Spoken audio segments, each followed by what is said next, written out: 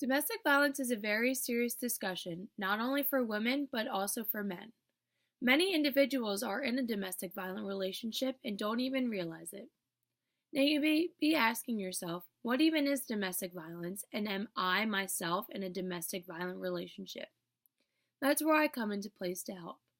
Domestic violence is physical assault, battery assault, sexual assault, psychological abuse, emotional abuse, financial abuse, and a partner thinking that they have complete control over a relationship. A lot of psychological or emotional abuse is hidden by words that are said and actions that are done to the victim. This means that the abuser can have certain ways that they are abusing the victim, but the victim doesn't realize it. This is hidden by the abuser saying certain things such as, "You can't do anything right," telling the victim that they can't see or be with other people, telling the victim how to act or dress. More ways of psychological abuse are the abuser getting jealous of the family and friends of the victim. The typical people that the victim sees and has known the longest, they are no longer allowed to see or talk to because they're not allowed. Stalking the victim.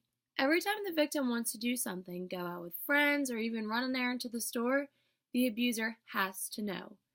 If they don't know, they will find a way to figure out where the person is, and they can get angry and yell and scream at the victim. Things could also go further south, and the victim can get physically assaulted. The abuser can also embarrass the victim out in public by doing unnormal things. For example, the abuser and the victim can be going and getting dinner. The abuser causes a scene in the restaurant and they have to leave, and they don't have to go out, or the victim gets so embarrassed that they don't want to go back out with them, and they're forced to either not go back out in public again and only spend time with each other, which is not part of a healthy relationship. The victim can also get pressured into doing drugs or drinking alcohol. This can then follow to sexual assault because the victim is under the influence. They can either get drugged in their alcohol because they're being forced to drink, or the abuser can try to get complete control over them while they are under the influence. Lastly, the abuser can accuse the victim of cheating, which can lead to many different things such as emotional, psychological, and physical abuse. All of these things can happen because if the victim is not cheating and the abuser believes that they are, they can try and leave them, tell them how worthless they are, and say things that a normal person wouldn't say in a relationship.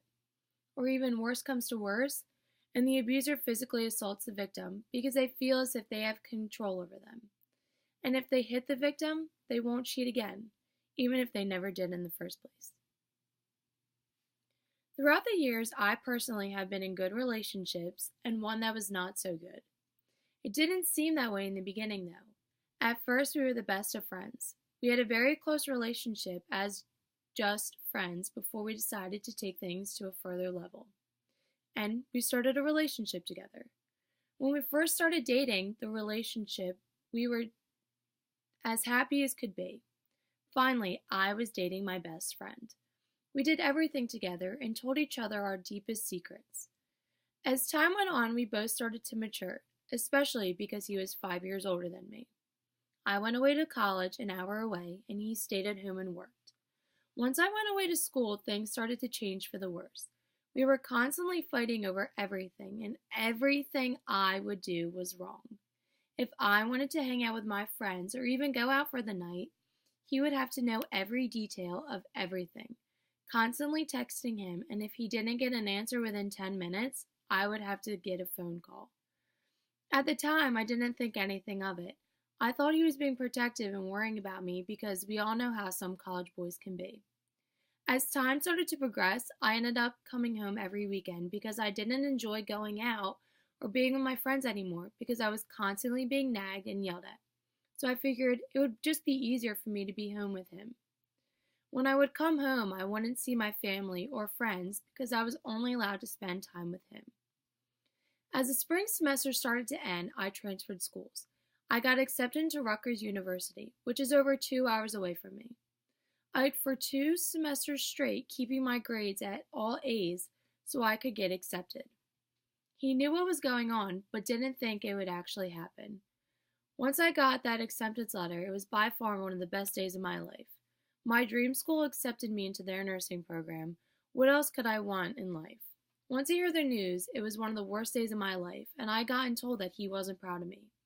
The exact words I got were, "Well, it was nice knowing you, and I hope you're happy at Rutgers without me."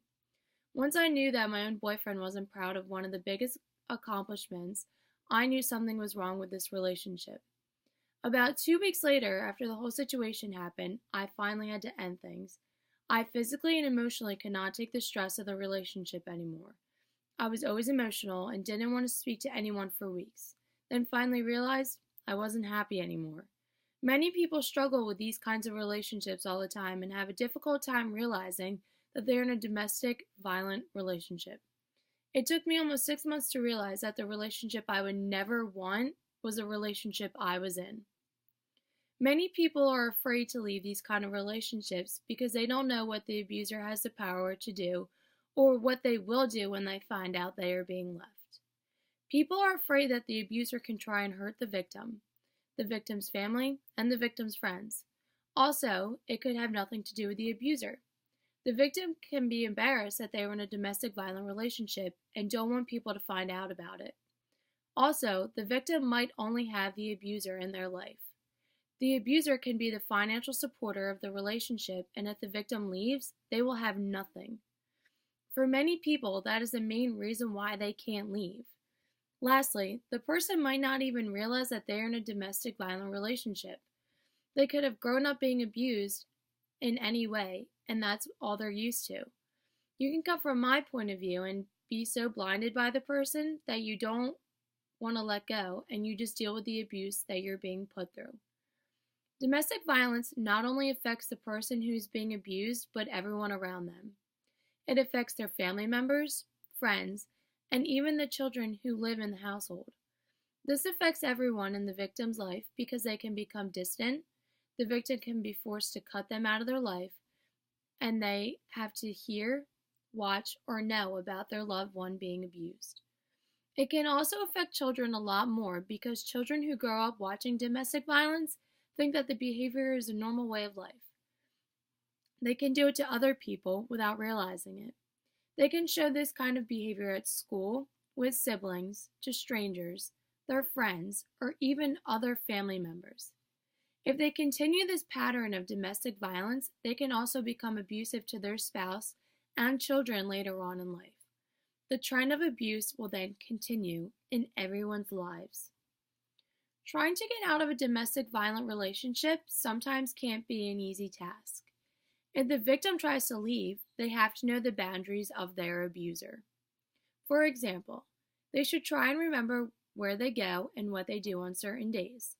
So if the abuser works on a certain day, the victim has to go by their job, they should avoid going so they don't have to see the abuser or risk something happening to them.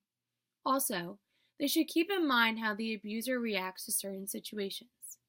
If they constantly yell and scream at everything and try to come up with a way to calm them down after they find out they're being left, or have a backup plan with either police or people around to make sure things don't go really bad.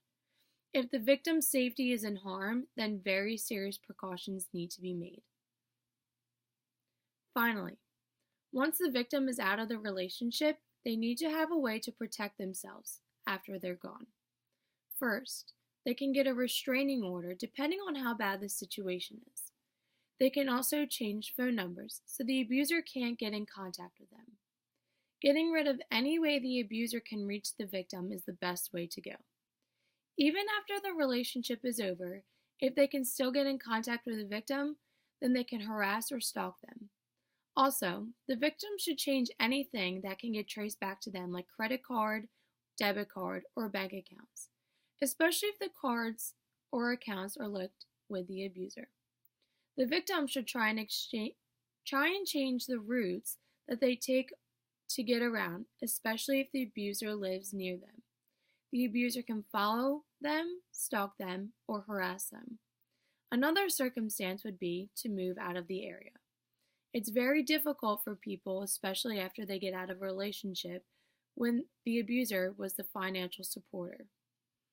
Being in a domestic violent relationship isn't easy for anyone, especially if the victim doesn't realize they're in one. If someone is trying to explain to the victim they believe they are part of a domestic violent relationship, they should take a step back and look at the basics of the relationship.